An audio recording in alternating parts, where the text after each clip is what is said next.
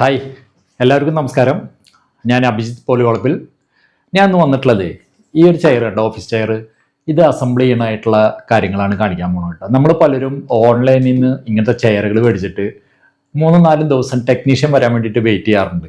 അപ്പോൾ ആ ഒരു വെയിറ്റിംഗ് പീരീഡ് നമുക്ക് ഒഴിവാക്കാൻ വേണ്ടിയിട്ടാണ് ഞാൻ ഇന്ന് ഈ വീഡിയോ ചെയ്യണത്. അപ്പോൾ നമുക്കിത് എങ്ങനെ ഫിക്സ് ചെയ്യാന്നുള്ളത് കാണാം.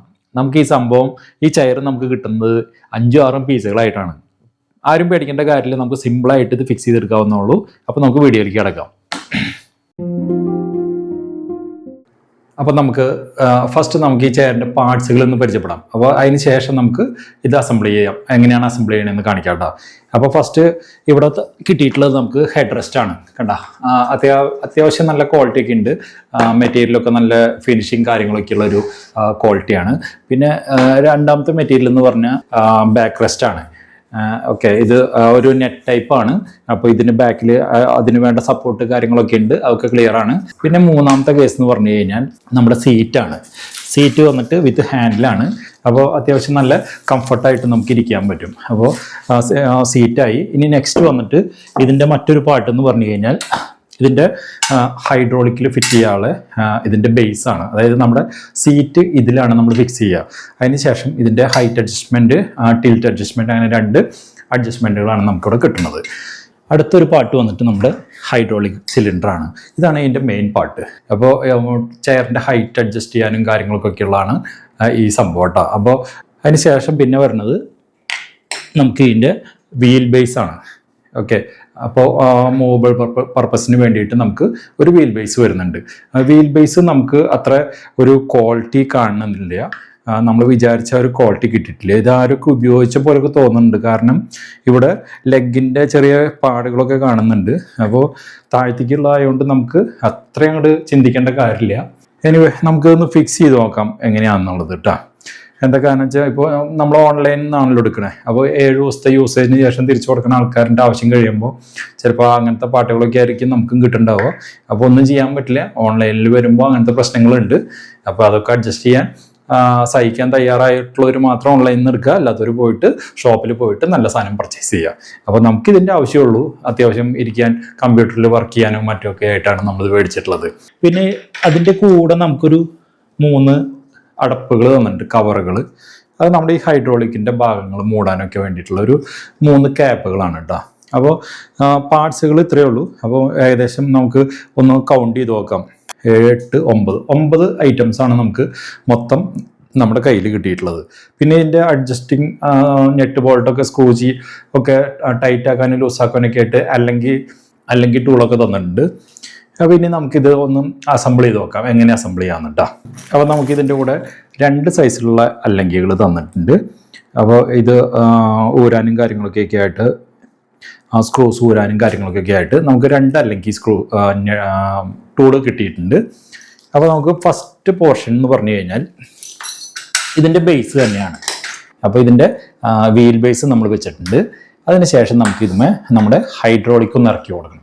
ഹൈഡ്രോളിക് വേറെ സംഭവമൊന്നുമില്ല, സിമ്പിളായിട്ട് ഇതിലിറക്കി ടൈറ്റ് ചെയ്യുക എന്നുള്ളതാണ്. അപ്പോൾ ഹൈഡ്രോളിക് ടൈറ്റ് ചെയ്ത് കൊടുത്തിട്ടുണ്ട്.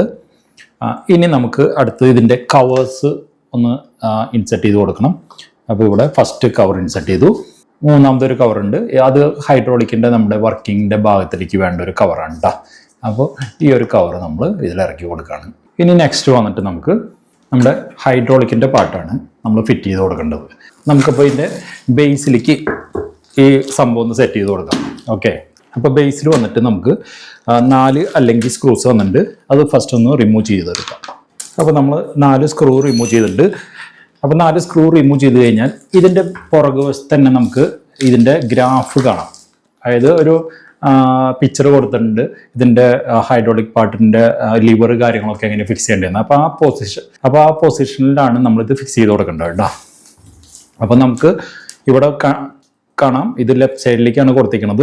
അപ്പോൾ ഇത് പ്ലേസിങ് വരുമ്പോൾ റൈറ്റ് സൈഡിലേക്ക് കിട്ടും. അതാണ് അതിൻ്റെ സിസ്റ്റം. കറക്റ്റ് പൊസിഷനിൽ വെച്ചതിന് ശേഷം ഇതിൽ നമ്മൾ നെറ്റ് ബോൾട്ടുകൾ ടൈറ്റ് ചെയ്ത് കൊടുക്കണം. ആദ്യം ജസ്റ്റ് ഈ നെറ്റുകളൊക്കെ ഒന്ന് ലൂസാക്കിയിട്ട് തന്നെ ഒന്ന് വെച്ച് കൊടുക്കുക. അതിന് ശേഷം 4 നെറ്റ് ഇട്ടതിന് ശേഷം മാത്രമേ ഇത് ടൈറ്റ് ചെയ്യാൻ പാടുള്ളൂ. എന്തിനാണെന്ന് വെച്ചാൽ ഇതിൻ്റെ പൊസിഷൻ കറക്റ്റ് ചെയ്യാൻ വേണ്ടിയിട്ട് മാത്രമാണ്. അപ്പോൾ എല്ലാ സ്ക്രൂ ഒന്ന് പൊസിഷനിൽ വന്നിട്ടുണ്ട്. ഇനി നമുക്ക് നൈസായിട്ട് എല്ലാം ഒന്ന് ടൈറ്റ് ചെയ്ത് കൊടുക്കാം. പുറകുവശത്തെ ചാരി, അതായത് ബാക്ക് റെസ്റ്റ് ഒന്ന് ഫിക്സ് ചെയ്യണം. അപ്പോൾ ബാക്ക് റെസ്റ്റിന് ഇതുപോലെ ഒരു 3 സ്ക്രൂസാണ് കൊടുത്തിട്ടുള്ളത്.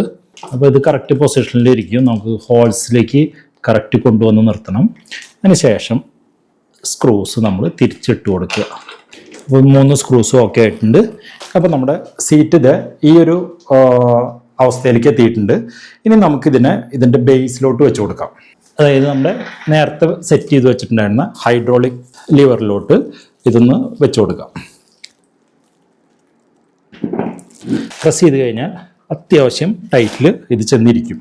ഇനി നമുക്ക് ഇതിൻ്റെ ഹൈഡ്രോളിക് പാർട്ടിൻ്റെ വർക്കിംഗ് ഒന്ന് നമുക്ക് കറക്റ്റ് ആയിട്ടുണ്ടൊന്ന് ടെസ്റ്റ് ചെയ്യാം. ഓക്കെ, ഒന്ന് ലെഫ്റ്റ് ചെയ്ത് നോക്കി കഴിഞ്ഞാൽ താഴത്തേക്ക് പോകണം. Okay, fine, കറക്റ്റായിട്ടുണ്ട്. യെസ്, അപ്പോൾ അത് ഓക്കെ ആയിട്ടുണ്ട്. ഇനി നമുക്ക് ഇതിൻ്റെ ഹെഡ് റെസ്റ്റ് ഒന്ന് ഫിറ്റ് ചെയ്യാം. ഇതാണ് ഹെഡ് റെസ്റ്റ്. ഹെഡ് റെസ്റ്റിന് വന്നിട്ട് 2 അല്ലെങ്കിൽ സ്ക്രൂസാണുള്ളത്. ഹെഡ് റെസ്റ്റിൽ നമുക്ക് ഹൈറ്റ് അഡ്ജസ്റ്റ്മെൻറ്റും കാര്യങ്ങളൊക്കെ ഉണ്ട്. അത്യാവശ്യം ഹൈറ്റ് കൂട്ടം കുറയ്ക്കുകയൊക്കെ ചെയ്യാം. ഓക്കെ, ഇത് നമുക്ക് വലിയ കാര്യമായിട്ട് ടൈറ്റ് ചെയ്ത് കൊടുക്കേണ്ടതില്ല. കാരണം ഇത് ഫുള്ള് ഫൈബറാണ്. അപ്പോൾ ഒരു മീഡിയം ലെവലിൽ ഇതിനെ ടൈറ്റ് ചെയ്ത് നിർത്തിയാൽ മതിയാവും. ഈ ഒരു ഭാഗത്താണ് ഇതിൻ്റെ ടൈറ്റിങ് പൊസിഷൻ വരുന്നത്. 2 സ്ക്രൂവും ഒരു മിഡിൽ ടൈറ്റ് ആക്കിയതിന് ശേഷം 2ഉം കൂടെ ഒരുമിച്ചൊന്ന് ടൈറ്റ് ചെയ്ത് കൊടുക്കുക. ഒരു മീഡിയം ലെവലിൽ ഇത് ടൈറ്റ് ചെയ്ത് കൊടുത്താൽ മതിയാവും. കാരണം ഇത് ഫൈബറാണ്. അപ്പോൾ നമുക്ക് ഹെവി ടൈറ്റിൻ്റെ ആവശ്യമില്ല. അതിന് ശേഷം നമ്മുടെ ഈ ഒരു പുറകിലത്തെ നോബ് ഒന്ന് ടൈറ്റ് ചെയ്ത് കൊടുത്തു കഴിഞ്ഞാൽ നല്ല ഹെവി ആയിട്ട് തന്നെ നമുക്ക് ഉറച്ച് കിട്ടും. ഈ ബട്ടൺ ഒന്ന് പ്രസ് ചെയ്താൽ നമുക്ക് ഇതിൻ്റെ ഹൈറ്റ് കൂട്ടിയെടുക്കാം. അപ്പോൾ ഹെഡ് റെസ്റ്റ് നമുക്ക് അത്ര ഒരു ക്വാളിറ്റി ഫീൽ ചെയ്യുന്നില്ല. അതിൻ്റെ ഫിക്സിങ് കാര്യങ്ങളൊക്കെ വന്നപ്പോൾ ഒരു ചെറിയ ഇളക്കൊക്കെ ഉണ്ട്. പക്ഷേ കുഴപ്പമില്ല, നമുക്കത് ഒരു ഫ്ലെക്സിബിളായിട്ട് ഇരുന്നോളും.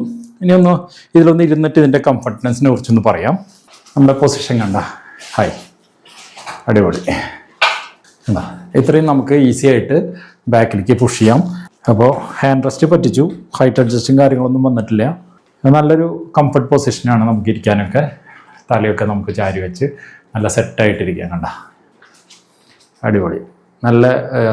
നല്ല സുഖമുണ്ട് ഇരിക്കാൻ.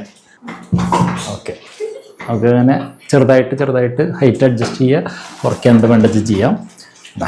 ഓക്കെ, അപ്പോൾ എല്ലാവർക്കും മനസ്സിലായെന്ന് വിചാരിക്കണം. അപ്പോൾ ഓൺലൈനിൽ നിന്ന് ചെയർ പഠിക്കുന്നവർക്ക് ഇതുപോലെ സിമ്പിളായിട്ട് ഈ ചെയർ അസംബിൾ ചെയ്തെടുക്കാം. ഇല്ലെങ്കിൽ കയ്യിൽ കാശുണ്ടെങ്കിൽ ഒരു 500 റുപ്പീസ് 600 റുപ്പീസ് കൊടുത്താൽ കമ്പനി ആളെ വിട്ട് അസംബിൾ ചെയ്യിക്കണമായിരിക്കും. അപ്പോൾ ധൈര്യം ഉണ്ടെങ്കിൽ മാത്രം ചെയ്താൽ മതി.